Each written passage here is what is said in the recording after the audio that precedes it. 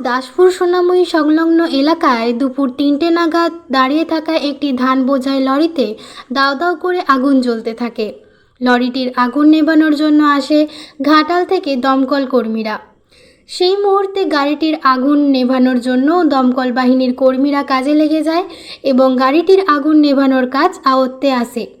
জানা যায় এখনও পর্যন্ত কোনো মানুষের কোনো ক্ষতি হয়নি। রিপোর্টে কৌশিক কাপড়ি, NH পাবলিক টিভি।